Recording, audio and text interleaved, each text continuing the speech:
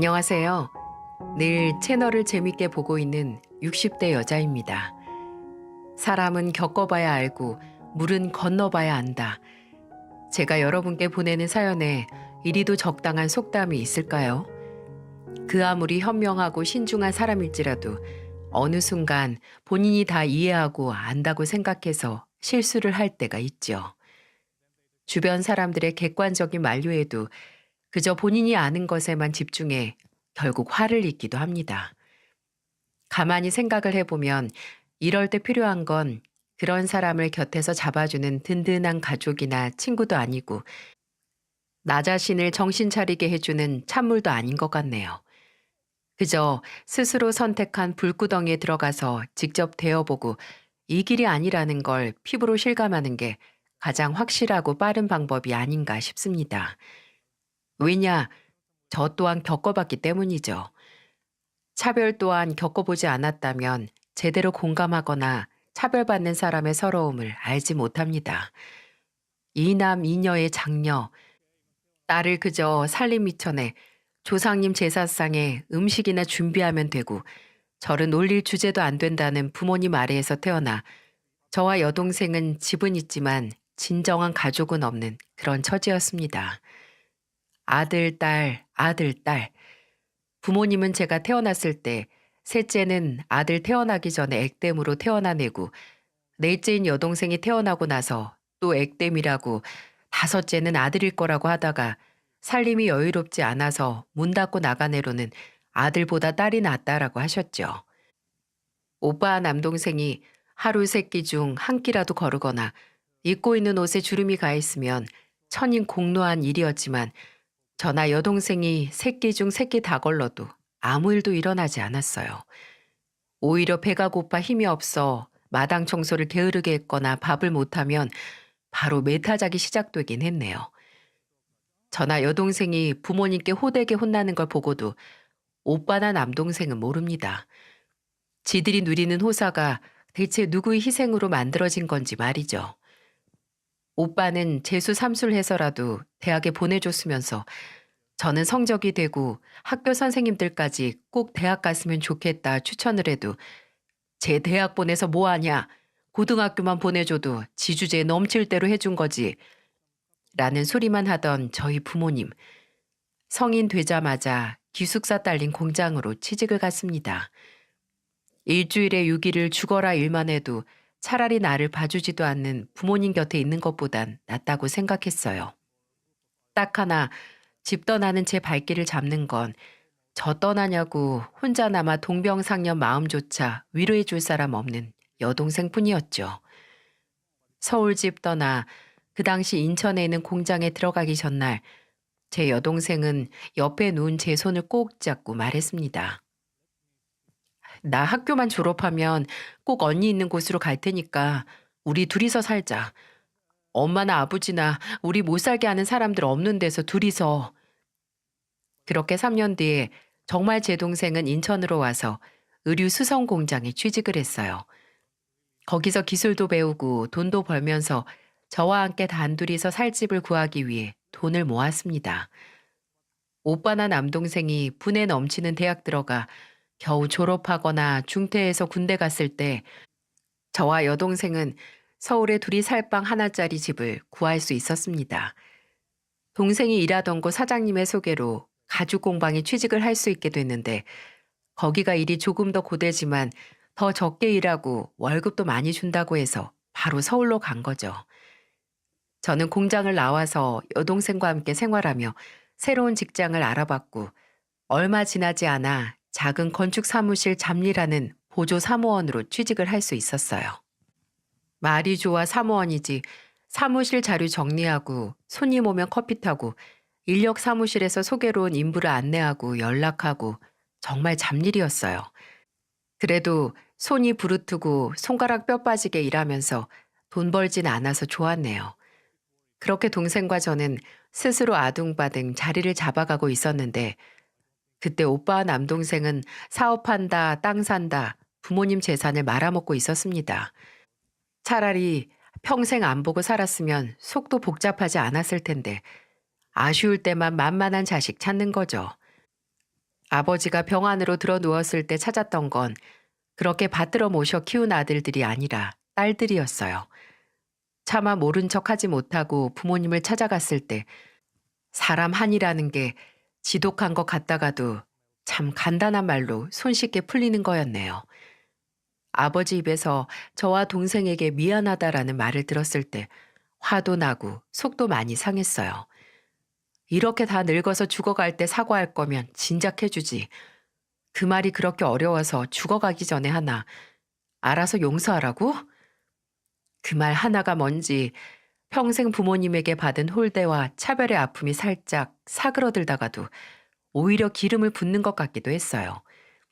그런 복잡한 마음으로 받을 거 다 받고 모른 척하는 오빠 남동생 대신 아버지 장례 치르고 혼자 남은 어머니를 대면대면하게 종종 찾아뵀었어요.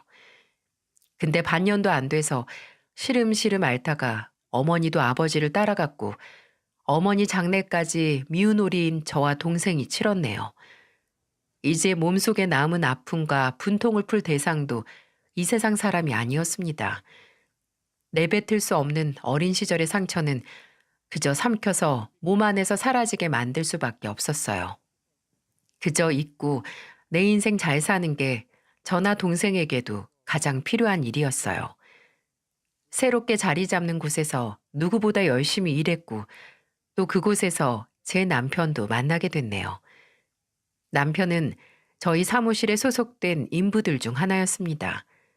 멀끔하게 젊은 사람이 목소리도 제일 크고 늘 생글생글하게 웃으면서 사무실 사람들한테도 인사를 잘해서 사람 참 괜찮다라고 생각을 했어요. 그리고 그 뒤에는 뻔한 이야기입니다. 그 사무실에서도 제가 가장 젊은 사람이었고 인부들 중에서 가장 젊은 사람과 제가 눈이 맞아서 커피 한잔 하다가 자연스럽게 연인이 된 거죠. 남편은 삼남 일녀의 셋째로 아들이었음에도 저희 집처럼 뭐 귀한 아들이라서 있는 지원 없는 지원 받으면서 자란 사람이 아니었어요. 장남에게도 제대로 투자를 못할 만큼 형편이 넉넉지 못한 집안이라서 장남은 고등학교도 다니다 말고 일을 시작했고 그 뒤로 동생들도 학교만 졸업하면 바로 집 밥벌이를 해야 했죠. 하지만 남편은 그런 상황에서도 몸 굴리면서 돈 벌 수 있게 튼튼하게 태어나서 다행이라고 이를 보이며 활짝 웃는 사람이었어요. 애초에 크게 팔 잡힐 생각도 없이 참을 만큼 고되고 근근히 숨통 트이는 삶에 저런 사람과 함께라면 힘든 일도 훌훌 털고 살 수 있겠다 싶더라고요. 그렇게 1년 조금 안 되게 만났나요? 제가 결혼을 한 게 25이었으니까요. 결혼해서 바로 아들이 생겼고 3년 지나 딸이 태어났습니다. 이번 달을 무사히 보내면 다음 달은 조금 더 아껴야겠다 싶게 넉넉지 못한 형편이었어도 저도 남편도 차라리 우리 굶으면 되지 자식에게만은 해줄 수 있는 대로 해주고 싶었기에 애들 키우는 데는 아끼지 않았어요. 지금도 생각이 나는 게 월급날이면 늘 남편이 손에 사들고 있는 게 있었어요. 집 근처 통닭집에서 파는 빛깔 좋은 양념 통닭이었는데 요새는 뭐가 무슨 맛인지도 모를 만큼 통닭도 정말 여러 종류가 있잖아요. 근데 그때는 후라이드 아니면 양념이었는데 퍽퍽한 살이 그래도 맛있는 게 양념이어서 늘 치킨은 양념 통닭만 먹었습니다. 종이 박스 풀고 그 안에 호일을 조금 떼 찢어서 닭다리 하나씩 잡고 먹기 좋게 다리 부분 호일로 감아 아들과 딸한테 하나씩 쥐어주고 저랑 남편은 날개 하나씩 잡고 먹었어요. 요즘은 왜 그 맛이 나는 양념 통닭은 찾기가 어려운지 이게 정말 그 통닭의 맛을 특별하게 만들어준 게 그 빨간 양념이 아니라 추억이라는 양념 때문은 아닌가 싶네요. 그렇게 소소한 행복 속에서 온 가족이 별탈 없이 살았는데 딱 하나 애들이 어렸을 때부터 제 마음을 불안하게 했던 건 바로 남편의 담배 피우는 습관 때문이었어요. 공사장에서 일하면서 꿀같이 달콤한 순간이 바로 휴식 시간에 피우는 담배라고 하던 남편. 안 그래도 공사장 먼지바람 다 마셔가면서 일하는 사람이 어쩌려고 담배까지 피워서 본인 폐를 그렇게 혹사시키냐고. 꿀같이 달콤한 휴식 시간을 원하면 차라리 쉬면서 꿀이나 퍼먹는 게 100배 낫겠다고 해도 말을 듣지 않습니다. 아내가 열변을 토하는 소리를 그냥 허허 하면서 웃어넘기죠. 정말 다른 걸로는 제 속을 끓이지 않는 좋은 남편이고 애들에게는 한없이 다정한 아빠였는데 그 담배만큼은 죽어도 포기를 못 하더군요. 집에 냄새나고 애들까지 간접 흡연한다고 한겨울에 내쫓으면 조용히 나가서 손과 코가 빨갛게 얼어도 담배를 피우고 들어오는 사람이었기에 저도 나중에는 두 손 두 발 들고 잔소리도 할 힘도 나지 않았어요.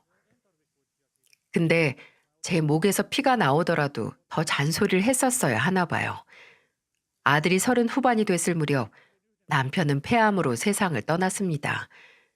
이미 알게 됐을 때는 어찌 손쓸 도리도 없이 암이 다른 장기까지 전이되어 있었기에 저도 애들도 남편을 무기력하게 보내줄 수밖에 없었죠. 남편 영정사진을 보며 그러게 왜 내 말을 안 들었냐고, 그 담배가 뭐라고 이렇게 일찍 가족들 곁을 떠나냐고 울었습니다. 그러다가 그래도 우리 남편 가는 길 가족들 두고 간다는 생각에 편히 가지도 못할까 걱정 말라고, 우리 형욱이랑 서영이는 좋은 짝 만나서 저들 가정 꾸리는 모습 내가 꼭 지켜보겠다고, 당신은 그저 하늘에서 애들 잘 봐달라고 기도했네요. 딱 2년만 있다가 갔으면 장남 결혼하는 것도 직접 봤을 텐데, 그 당시 반도체 회사에 다니던 제 아들은 아버지가 떠나고 2년 뒤에 결혼할 사람을 데려왔습니다. 저는 남편이 떠나고 한 사람의 빈자리 때문에 적적했던 우리 집에 새 식구가 온다는 소식에 기쁘기도 하고 설레기도 했어요. 그 아가씨는 뭘 좋아하냐고 물어서 해산물을 좋아한다길래 주변에 묻고 물어 좋은 일식집을 예약해서 만나기로 했어요.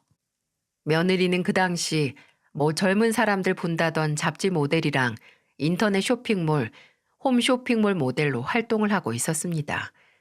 그래서 처음 만났을 때 어찌나 팔다리도 날씬하게 길쭉길쭉하고 얼굴도 작고 피부도 하얗고 반질반질 윤이 나는 게 아주 다른 세계의 사람 같더라고요. 저렇게 하늘에서 점지해서 태어나야 모델을 하는구나 싶게 말이죠. 근데 그 천사 같은 모습 속에는 도저히 상대하고 싶지 않은 악마의 모습이 있다는 걸 처음 만나는 날 알 수 있었네요. 아들과 며느리가 먼저 식당에 도착을 했고 저는 차가 막혀서 약속 시간보다 3, 4분 정도 늦었는데, 제가 식당에 들어가면서 손을 흔들자 아들은 일어나서 저를 반겼지만 며느리는 그냥 그대로 앉아서 고개만 까딱거리더라고요. 그런데 있죠? 뭐 죄도 아니고 큰 잘못도 아닙니다. 그저 습관적으로 하는 행동을 보게 되면 아, 부모가 제대로 가르치질 않았구나 하는 걸 알 수 있는 그런 거요. 어른이 왔는데도 일어나지도 그렇다고 말로라도 처음 뵙겠습니다 라고 먼저 인사하는 게 아니라 눈치켜 뜨고 고개만 까딱, 이게 어찌 앞으로 가족이 될지도 모르는 사람한테 하는 인사입니까? 그래도 좋은 날 처음 만나는 사람에게 뾰족한 소리 하기 싫어서 웃으면서 넘어갔는데 그 이후의 행동들이 아주 숨도 안 쉬어도 마이너스였어요. 저희가 앉은 식탁에 컵이나 앞접시, 밑반찬 같은 건 세팅이 돼 있었는데 직원이 잊었는지 물병이 없더라고요. 근데 며느리가 갑자기 어딘가로 손가락을 까딱까딱 하는 게 아니겠어요? 멀리 있는 직원을 부르는 거였습니다. 아우, 요새는 걔한테도 그렇게는 안 하죠. 그런 며느리를 보고 다가온 직원에게 며느리가 한술 더 떠서 하는 말. 저기요, 여기는 손님들이 앉아 있는데 식탁에 물병이 없는 건 보이지도 않나 봐요? 우리는 뭐 음식 먹다가 목 막혀도 그냥 먹으라는 건가? 제 귀를 의심했습니다. 아니, 식당 직원이 본인 집안 머슴도 아니고 뭐 얼마나 큰 잘못을 했길래 같은 사람에게 이리 모멸감을 주나요? 제가 놀라서 가만히 쳐다보고 있자 옆에서 아들이 직원에게 사과하면서 물통 하나만 가져다 달라고 하더라고요. 근데 그 후로도 반찬을 먹어보더니 이건 짜고 이건 다네, 음식 구성이 별로네 하면서 불평만 늘어놓는 겁니다. 형욱 씨, 식당 잘못 찾아왔나 봐. 서비스도 음식도 영 엉망이네. 난 괜찮은데 왜 그래? 어머니가 너 회 좋아한다고 해서 특별히 알아보신 식당인데. 딱히 특별한 날에 올 곳은 못 되는 것 같아. 그럼 메인 메뉴가 맛있나 보네? 하는 말마다 아주 밉상인 티를 내려고 노력을 하는 것 같았네요. 말 한마디 평범하게라도 하질 않으니 이제 겉모습마저 미워 보이더라고요. 가죽으로 된 미니스커트를 입고 바짝 꼰다리도 뾰족한 하이힐 신은 발을 식탁 밖으로 빠져나오게 하고 까딱거리는 꼴도 이건 아니다 싶었어요. 대화도 하는 둥 마는 둥 이미 마음이 가지라느니 며느리에게 궁금한 것도 없었습니다. 그리고 그날 집에 돌아와서 옷을 벗기도 전에 아들에게 말했어요. 아무리 생각해도 저 아가씨는 아니다. 형우가 너 진심이니? 식당 가서 갑질이나 하고 어른 앞에서 최소한의 예의도 얻다가 팔아먹은 저런 아가씨랑 결혼이라고? 지금 얼굴 예쁘고 몸매 좋은 거? 그래, 지금은 좋겠지. 근데 결혼이 어디 젊은 날만 반짝하고 마는 거니? 길게 봐야지. 너 나중에 눈에 콩깍지 벗겨지면 그거 다 껍데기야. 오늘 본 그 식당 직원? 그 식당 직원이 겪은 모멸감 앞으로 네가 겪을 수 있어. 정신 차려 이거사. 어머니가 하는 말 다 무슨 말인지 알고 왜 그렇게 생각하시는지 너무 잘 아는데요. 진이가 첫인상이 좀 그렇긴 해요. 나도 그랬고. 돈 있는 집 외동딸로 오냐오냐 자라서 그렇긴 한데 애가 그런데 알아가면 쟤만큼 속이 어리고 착한 애가 없어요. 어머니, 제가 누구 아들인데 사람 보는 눈이 없겠어요. 저 진짜 진이 사랑해요. 진이만큼 잘 맞는 애도 없고 결혼하고 싶다는 마음 든 것도 진이뿐이라서 어머니께도 소개시켰죠. 저 한 번만 믿어주세요, 어머니. 어머니 아들 절대 어머니 실망시키지 않을 테니까요. 얘가 어쩌려고 나한테 이렇게 호언장담을 하나 싶더라고요. 이미 눈빛에서 제 말을 들어먹을 생각이 하나도 없더라고요. 제가 너 이 결혼하면 나 결혼식장 안 간다. 너 안 본다. 으름장을 놔도 안 그럴 거 안다고 우리 어머니가 어떻게 장남 결혼식에 안 오냐고 그냥 애교만 부리네요. 저런 속 없는 놈. 지가 왜 며느리에게 마음이 갔는지 며느리가 연애할 때 지한테 얼마나 잘하고 애가 착한지 술술술 늘어놓기 시작하는데 이미 첫인상이 완전히 나락으로 간 제게는 속이의 경일기밖에 아니었죠. 사랑 앞에 눈이 뒤집힌 아들은 엄마인 제가 봐도 이건 손을 쓸 수 없이 그저 지가 살아봐야 알겠다 싶어서 마음대로 하라고 했습니다. 저는 저대로 알아서 적당히 가족 역할, 시어머니 노릇할 테니 알아서 하라고요. 제 찜찜한 허락이 떨어지자마자 아들은 본격적으로 결혼 준비를 했는데 신혼집 구하는데 조금 애를 먹더라고요. 돈 많다고 하던 며느리 집에서는 뭐 집은 남자가 하는 거라고 예물 예단 혼수만 한다고 해서 제가 조금 보태준 돈과 지가 모은 돈 합쳐서 신혼집을 알아보러 다니는데 앞으로 아들이 모시고 살 며느리 눈이 어찌나 높든지 평수가 좋으면 동네가 별로고 동네가 좋으면 평수가 마음에 안 든답니다. 그러다가 문득 제가 살고 있는 집에서 같이 살면 어떨까 싶더라고요. 딸이 테니스 선수를 하다가 지방 체육센터 코치로 일하게 되는 바람에 일찍 지방에서 독립해서 살고 있고 이제 아들도 결혼해서 나가 산다고 생각하니 저도 불안해졌었거든요. 혼자 36병짜리 집에 혼자 살면 괜히 더 공허하고 적적할 테고 애들만 괜찮다면 남은 방 2개 다 내어주고 같이 살면 제 마음도 놓일 것 같았고요. 아들이야 며느리가 좋다면 좋다고 할 게 빤해서 저는 며느리를 따로 불러서 차나 한잔 하면서 제안을 했습니다. 결혼하고 바로 시어머니랑 같이 살면 분명 네가 불편하긴 할 거다. 근데 나도 괜히 시집살이 하려고 이런 말 꺼내는 건 아니란다. 다 같이 가족으로서 서로 돕고 사람 사는 냄새도 나면서 사는 게 어떨까 싶어서 하는 말이야. 절대 너한테 강요하는 것도 아니고 의견을 물어보는 거니까 편하게 생각해보면 좋겠구나. 저는 당장 같이 살아야 한다고 한 게 아니었어요. 나는 이런 생각인데 너는 어떠니? 잘 생각하고 기면 기다 아니면 아니다라고 말해주길 바랐습니다. 근데 제 말에 며느리가 누나를 굴리며 뭐라고 대답했는지 아시나요? 제가 그 말을 어떻게 믿어요?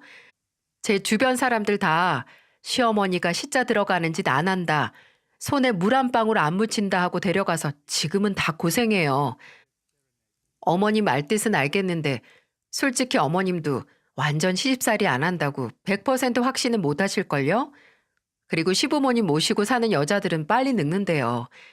가족은 뭐 명절이나 가족 행사나 가끔 보는 게 더 애틋해진다고 하니까 그냥 적당한 거리를 유지해 어머님. 저 어머님 오래 보고 싶어요. 이게 과연 저를 오래 보고 싶은 애가 할 소린가요? 혀에 브레이크가 달리지 않은 것처럼 거침없이 말을 하는 며느리를 보며 이제 화가 난다기보다 참으로 신기하고 헛웃음이 다 나오더군요. 저는 어처구니 없는 것처럼 웃으며 그냥 그래, 네 뜻 알겠다고. 나는 그래도 너에게 믿음을 먼저 주려고 했는데 너한테는 그게 보이지도 들리지도 않나 보다. 알겠다. 라고 했습니다. 지 살던 대로 행동하는 남의 집 딸이 밉다기보단 그저 본질은 보지 못하는 제 아들 녀석이 그렇게 밉더라고요. 그래도 결혼식 날 눈물이 납디다. 지 엄마 속도 모르고 양가 부모님께 인사하는 자리에서 턱시도 멀끔하게 입고 제게 인사를 하고 고개를 들며 입술을 꽉 깨물고 눈물 한 방울 툭 흘리는 모습을 보며 저도 울고 말았습니다. 어쩌면 그 눈물은 앞으로 펼쳐질 지독한 가시밭과 같은 아들의 결혼 생활을 미리 슬퍼해서 흘린 눈물일 수도 있겠네요. 결혼하고 나서 어차피 며느리에게는 안부 연락 같은 건 꿈도 꾸지 않았습니다. 바라지도 않았고요. 근데 이상하게 아들에게도 연락이 잘 오지 않더라고요. 뭐 서로 얼굴만 보고 있어도 절로 시간이 흐르는 신혼생활이라서 저는 생각이 안 나나 보다 했어요. 근데 아들의 신혼 근황은 생각지도 못한 곳에서 들을 수 있었어요. 지방에서 사는 딸에게서 전화가 오더라고요. 엄마, 혹시 오빠하고 요새 만났어요? 오빠가 엄마한테 별말 안 해? 무슨 말? 아주 새색시만 봐도 좋은지 이 엄만 잊었나 보다. 아휴, 그래. 엄마한테는 말 못했겠지. 엄마, 오빠가 요새 죽을라고 그래. 매일 나한테 전화해서 한탄하는데 귀찮아 죽겠어요. 이게 다 무슨 소린가 했습니다. 알고 보니 아들이 결혼 후에 제게 별말이 없었던 건 다 말하지 못한 사정이 있었기 때문이었네요. 새언니가 오빠한테 결혼하고 나서 바로 뭐 앞으로 서로 지켰으면 하는 규칙 같은 걸 읊었나 봐요. 뭐 애는 낳으면 체형 변하니까 모델 생명 끝장이니까 절대 안 낳을 거라고 하고 본인은 평생 밥도 안 지어봤으니 집밥 바라지 말라고 아침은 그냥 그르고 점심은 회사에서 먹으면 되고 저녁은 배달시켜 먹거나 반찬 사다 먹자고 했대. 근데 새언니 결혼하고 일도 그만뒀다고 하지 않았어요? 그 얘기를 듣는데 머리가 어질했는데 또 어떻게 생각하면 아들이 지 무덤 파서 들어간 격이라 뭐라 할 말이 없는 겁니다. 며느리의 어처구니 없는 선언에 대한 이야기를 듣고 얼마 후 아들이 회사 퇴근하고 저녁을 같이 먹자고 집에 들렀어요. 며느리는 뭐 저녁에 친구들 모임 있다고 늦는다고 그날은 제 집에서 같이 밥 먹고 간다는 겁니다. 딱 봐도 결혼식 날보다 살이 빠져 보이는데 아들은 제가 다 알고 있다는 것도 모르고 그 몰골로 앉은 자리에서 밥 세 공기나 뚝딱 비우더군요. 그 모습을 보며 혀를 끌끌 차면서 말했습니다. 삼시세끼 집에서 못 먹으니 엄마 집에 와서 먹니? 요즘 저녁에는 뭐 시켜서 먹어? 네? 엄마 앞에서 머리 굴리지 마라. 서영이한테 들었어. 진이가 뭐 선언인지 뭔지 했다며? 아휴, 그래. 앞으로 어떻게 할 거니? 아, 박서영, 진짜 무슨 말을 못 하겠네. 걱정 마세요. 이게 다 결혼하고 부부로서 의견 맞춰 나가면 될 일이죠. 근데 우리 어머니 집밥 너무 맛있다. 내가 이걸 몇 달이나 못 먹고 산 거야. 아들은 애써 괜찮겠거니 낙관적인 모습만 보여주는 것 같았지만 며느리는 명절에 집에 왔을 때도 지가 지 친정에서 신혼집에서 하는 것 그대로 행동을 했습니다. 가족들 다 같이 음식 준비하고 상 닦고 식사 준비하는데 며느리만 멀뚱거리면서 천치처럼 지나다니는 겁니다. 그래, 차라리 음식에는 손대지 마라. 재료값이 얼만데 제 손에 맡겼다가 버리는 수가 있으니 하고 나중에 다 먹고 나서 설거지는 할까 싶었어요. 진이야, 너 오늘 와서 많이 먹었으면 설거지 정도는 할 수 있지 않니? 네? 설거지요? 저 못해요, 어머님. 이거 손톱 네일 한 지 아직 하루밖에 안 돼서 자리도 못 잡았고요. 또 손에 세제 자주 묻히면 손이 금방금방 터서 거칠거린단 말이에요. 그저 되도 않는 변명만 늘어놓던 며느리에게 한 소리 하려고 하는데 뒤에서 딸이 나타나서 무서운 얼굴로 말하더군요. 언니, 그거 진짜 웃기는 소린 거 알죠? 네일이나 세제야 고무장갑 끼면 하면 될 일이고 언니가 안 먹은 그릇들만 있는 설거지거리 하라는 것도 아니잖아요. 오늘 다 같이 청소하고 다 같이 음식 준비했는데 언니 뭐 했어요? 이렇게 밥만 떨렁 먹고 본인이 먹은 음식 설거지도 안 하고 가려고 했어요? 진심으로? 얘가 운동도 하고 체육 코치라서 그런지 단호하게 말하니까 엄마인 저도 무섭더라고요. 이글이글한 눈으로 마치 본인 학생 다그치듯이 며느리를 휘어잡는데 이럴 수가. 그리 꼿꼿하던 며느리가 제 딸이 무섭게 다그치니까 말을 듣더라고요. 입은 대빨 나오긴 했는데 민그적거리면서 고무장갑을 끼더니 느릿느릿 설거지를 하기 시작했어요. 그때 알았죠. 며느리는 전형적으로 강한 자에겐 약하고 약한 자에겐 강한 강약 약강의 인간이라는 것을요. 제가 며느리에게 단단히 만만한 시어머니로 찍히긴 했나 봅니다. 그리 제가 무슨 말을 하면 어깨나 으쓱거리고 해괴한 변명이나 하면서 빠져나가는 걸 보면 말이죠. 아들을 이 아이와 결혼시킨 걸 제외하고 제가 단 한 가지 후회하는 게 있다면 처음 만났던 그 식당에서 저를 보고도 일어나서 인사하지 않는 며느리를 봤을 때 그냥 지나가야 했던 게 아니라 당장 머리를 후려쳐서라도 일어나서 제대로 인사를 하게 만들어야 했어요. 그랬다면 며느리가 고분고분 말을 듣는 건 제 딸이 아니라 제가 됐었겠죠. 하지만 아무리 괴로워도 같이 사는 사람보다 괴롭겠어요. 아들은 종종 며느리가 속을 긁을 때마다 제게 전화를 하거나 찾아와서 한탄을 했는데 그 내용이 참 가관이었어요. 결혼 후 하던 일을 그만둔 거나 다름없는 며느리는 딱 두 장소만 왔다 갔다 했다고 해요. 거실 소파와 백화점.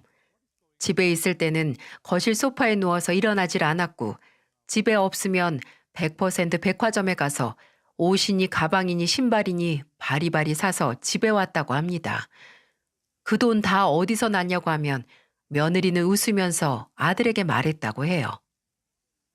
나 아직 우리 아빠 카드 쓰고 있어.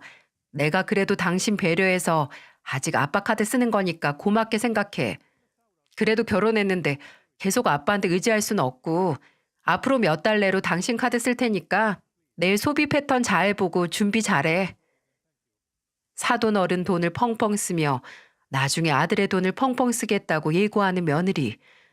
아들은 무슨 일을 하는 것도 아니고 그렇다고 집에서도 손 하나 까딱 안 하는 며느리를 보면서 괴로워했고 저는 안타깝지만 정말 솔직히 하고 싶었던 말을 속으로 꾹 참았네요. 엄마가 뭐라고 했니? 길게 보고 결혼할 상대 찾으라고 했지. 라고 말이죠. 그래도 아들도 마냥 속 없는 놈은 아닌지 며느리에게 절대 경제권은 뺏기지 않으려고 하더라고요. 아들은 며느리에게 네가 정말 가족으로서 내 아내로서 돈 관리를 우리를 위해서 하고 또 집에 있으면서 가족 구성원으로서 제 몫을 해낸다면 그때 경제권을 공유할 거라고 했다고 해요. 그리고 정말 최소한의 생활비만 줬다는데 뭐 믿는 구석이 있는 며느리는 오히려 지아버지 카드를 흔들며 아들을 비웃었다고 하네요. 하지만 그것도 오래가지 못했습니다. 안타깝지만 코로나 시국으로 인해 사돈댁 사업이 점점 기울기 시작했다는 거죠. 끝내 며느리에게 줬던 카드값도 연체돼서 그렇게 믿던 사돈 어른 카드를 쓰지 못하게 되자 며느리는 바로 태세 전환을 했다고 하네요. 아들에게 연락이 왔는데 뭐 요새 며느리가 달라졌다나 뭐라나. 어머니, 저 오늘 출근할 때 그 사람한테 처음으로 아침밥 얻어먹었어요. 믿어지세요? 며느리는 이제 돈 나올 구멍이 사라지자 지푸라기 잡는 것처럼 아들을 잡은 겁니다. 카드값이 한 달에 7, 800이 나오는데 넙죽 엎드릴 만도 했죠. 지 살 길을 만드는 건지 아니면 정말 후회를 하는 건지 며느리는 아들에게 전에 없던 살가운 모습을 보이고 절대 하지 않겠다던 임신 계획도 만들려고 한다고 아들은 씁쓸한 목소리로 말했습니다.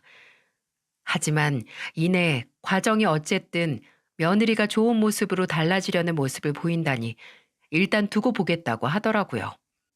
두고만 봤지 아직 며느리에 대한 믿음이 돌아오지 않은 아들이 그렇게 호락호락하게 넘어오질 않으니 며느리는 또 다른 방법을 강구해내더라고요. 바로 다시 일을 하겠다고 나왔다는 겁니다. 아들이 출근하는 시간에 갑자기 며느리도 나갈 준비를 해서 물어보니까 며느리는 아주 당당한 목소리로 그랬대요. 나 취업했어. 친구가 소개시켜 준 곳인데 네트워크 마케팅 하는 곳인데 내 자리 있다고 오늘부터 나오라고 했어. 아들은 걱정을 하더라고요. 경력이라고 모델 일 하나밖에 없는데 30 중반에 다른 재주 하나 없이 첫 취업이 이렇게 쉽게 될 일이 없다고 제게 말했죠. 저도 아들의 말을 듣고 얘가 사기를 당하는 거 아닌가 했는데 아휴 말이 씨가 된다고. 석 달도 지나지 않아서 며느리가 친구 따라 간 곳은 강남이 아니라 다단계 피라미드 회사였던 거예요. 하루아침 새 회사가 사무실을 빼고 날랐다고 울며 불며 며느리에게 전화가 왔다고 합니다. 알고 보니 며느리 같은 사람들을 월 1000이라는 허무맹랑한 말로 속여 데려간 다음 취직한 후에 회사 활동비로 쓰일 투자금을 내놓으라고 하고 또 고객에게 앞으로 팔 물건까지 직원들에게 강매시키고 돈이 좀 모이면 야반도주 해버리는 그런 곳이었던 거죠. 아휴, 속인 놈들이 나쁜 놈인 건 맞지만 아니 아무리 세상살이 모르고 사회생활 안 해봤다고 해도 남의 돈을 아무 대가 없이 거액을 순순히 앉아서 벌 줄 알았나요? 제 속도 터지고 아들 속도 터지고 며느리의 눈물샘 또한 터졌습니다. 저는 당장이라도 아들이 그 한심한 꼴을 보고 갈라설 줄 알았어요.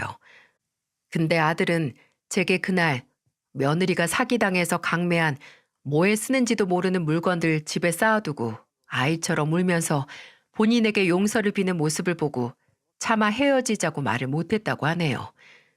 충격적인 사건을 겪어서 정말 사람이 새로운 마음을 먹은 건지 며느리는 활동비라고 대출받아서 낸 그 빚을 갚기 위해 집에 쌓인 이상한 물건들도 인터넷 중고 사이트에 내놓으며 어떻게든 본인의 과오를 해결하려고 하더라고요.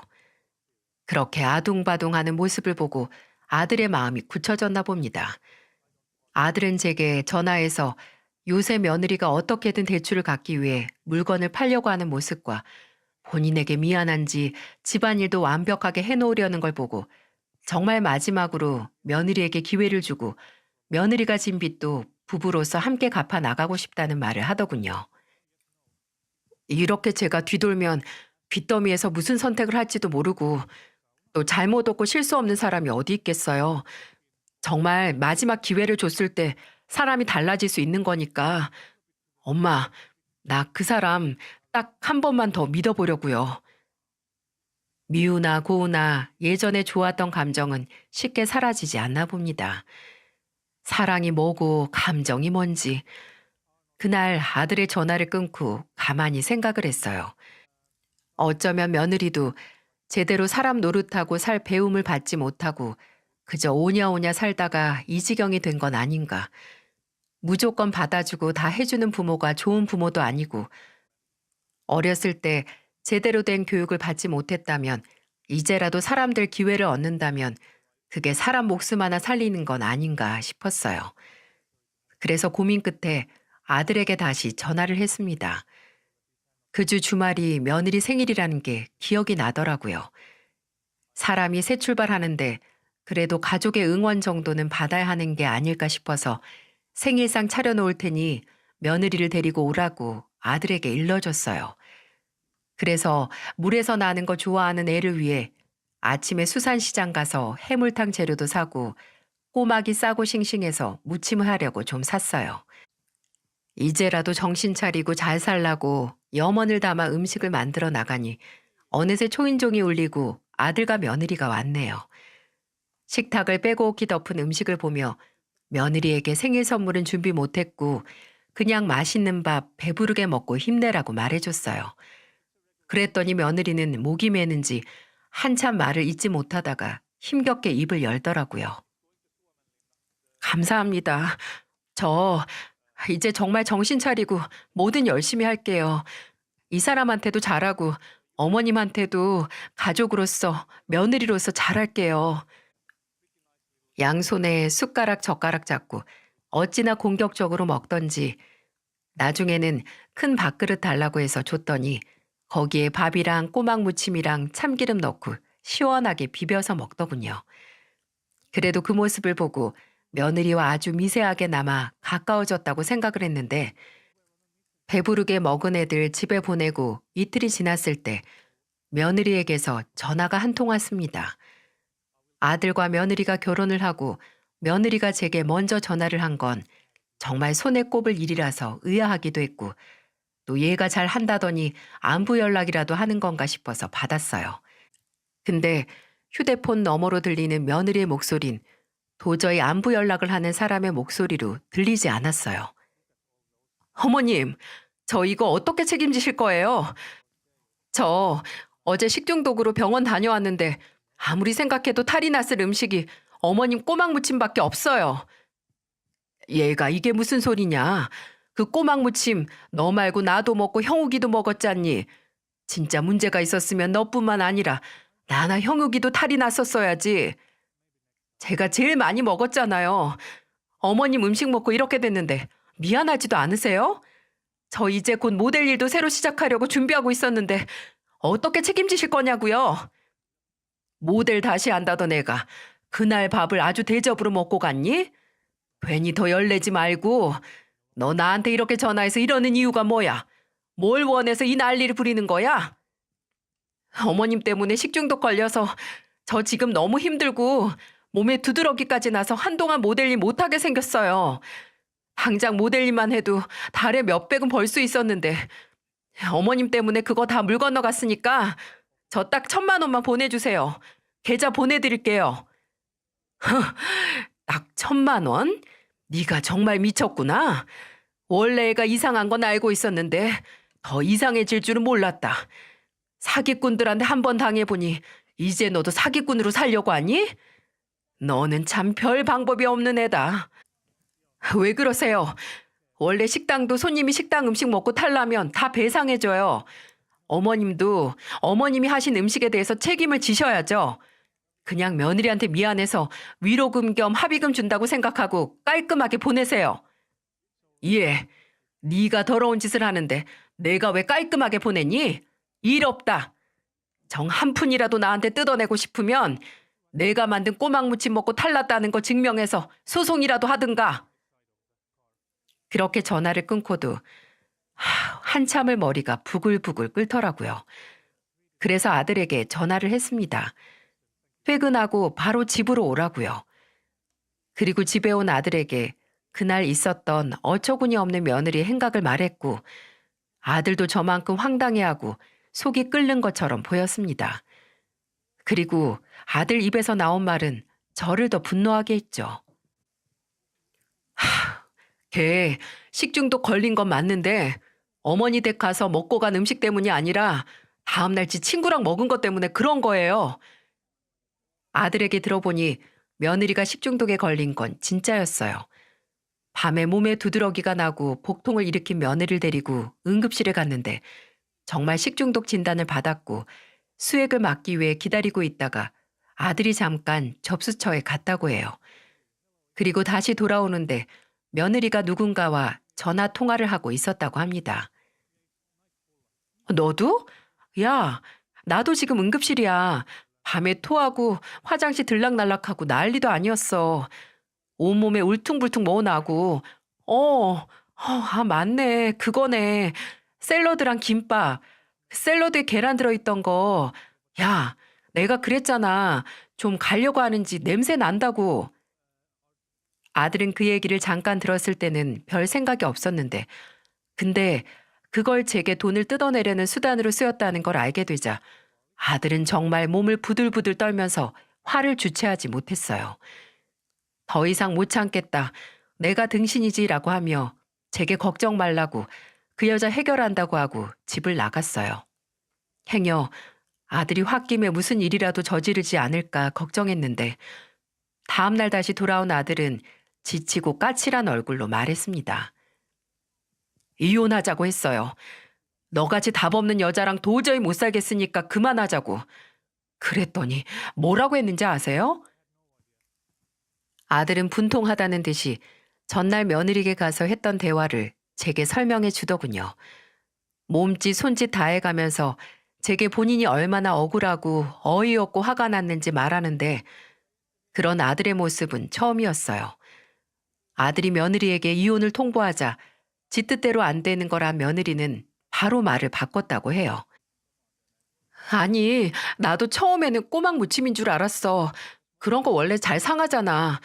근데 몸에 두드러기 때문에 한동안 모델 복귀도 못한다고 생각하니까 순간 욱해서. 웃기는 소리 좀 하지 마. 내가 바본 줄 알아? 너 병원에 있을 때 그날 만난 네 친구랑 하는 전화 다 들었어. 너 처음부터 니들이 처먹은 김밥이랑 뭐 샐러드? 그것 때문이라는 거 알았잖아. 그리고 뭐 모델? 야, 나 너랑 결혼하고 7kg 빠졌을 때 너는 7kg 쪘잖아. 할 생각도 없이 4살 가져간 거나 다름없는 애가 무슨 복귀야? 거짓말을 덮기 위해 한 거짓말조차 탄로난 며느리는 주특기인 궤변을 늘어놨다고 하네요. 여보, 내가 진짜 너무 급해서 그랬어. 당장 대출은 갚아야 하는데 당신이 그거 당장 못 갚아준다고 했잖아. 물건을 내놔도 안 팔리고 나도 숨통 막혀서 죽을 것 같았단 말이야.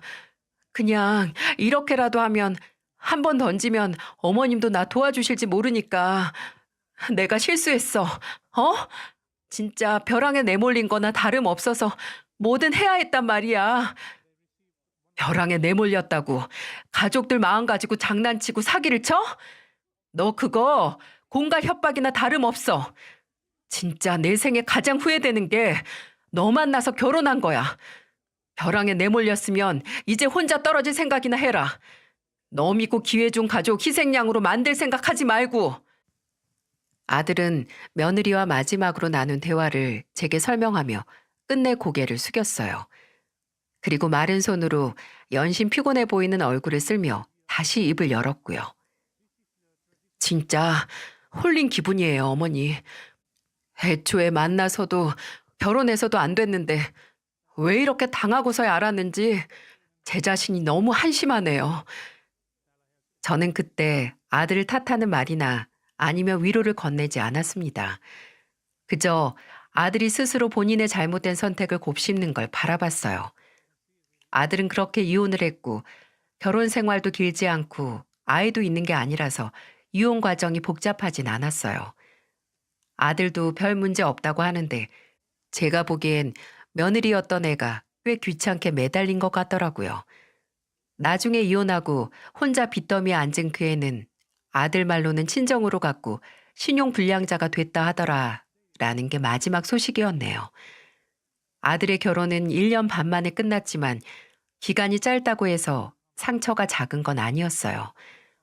아들은 한때 사랑했던 여자가 그립고 혼자가 된 게 외롭다기보다는 그저 본인이 과거에 했던 잘못된 선택에 대한 자책감 때문에 힘들어했어요. 하지만 전 그런 아들의 모습이 오히려 이혼이란 과정을 실패로 만들지 않는다는 생각이 드네요. 이혼을 했다고 실패를 한 게 아니라 이혼을 함으로써 그 희생을 하고 교훈 하나 얻지 못하고 나중에 같은 실수를 반복하는 게 이혼을 실패로 만드는 길이니까요. 한때는 제 말을 듣지 않고 고집부리다 시간 낭비, 감정 낭비하고 상처까지 얻은 아들을 생각하면 한숨만 나왔어요.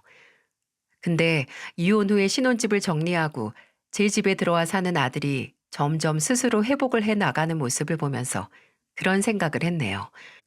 고지곧대로 부모 말대로 길을 가느니 차라리 잘못된 길에 들어갔다가 아닌 걸 스스로 깨우치고 나와서 나중에 아들이 다시 누군가를 만나고 결혼을 한다고 했을 때 그때는 더는 잘못된 길로 들어가지 않는 연습이 되었으면 합니다. 이렇게 보면 부모가 하는 일은 손가락으로 방향을 제시해 주는 게 아니라 아둥바둥하며 실수와 실패를 거듭하다 잠시 쉴 곳이 필요한 자식들에게 편히 쉴 수 있는 안식처가 아닌가 싶네요. 지금 제가 그 안식처의 역할을 하고 있기에 앞으로 아들이 인간으로서 더 성장해서 후회 없는 삶을 살길 바랍니다. 구구절절 긴 이야기를 들어주셔서 참으로 감사합니다.